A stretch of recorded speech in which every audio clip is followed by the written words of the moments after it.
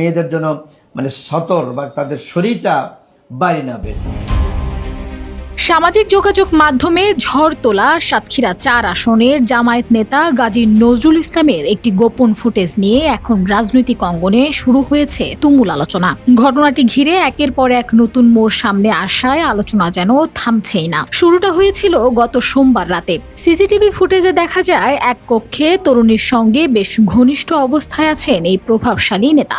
এরপরই শুরু হয় নাটকের আসল খেলা।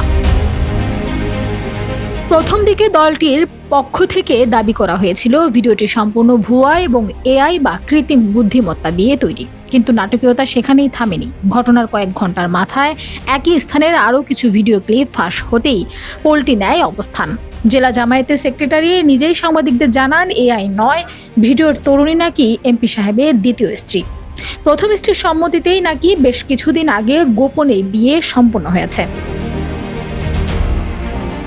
তবে রহস্যের শেষ এখানেই নয়। তরুণীর বায়োডাটা ঘেঁটে পাওয়া গেল আর এক অবিশ্বাস্য তথ্য।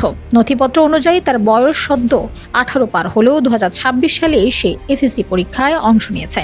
আর ঘটনার পর থেকেই মেয়েটির মোবাইল ও হোয়াটসঅ্যাপ নম্বর রহস্যজনকভাবে বন্ধ।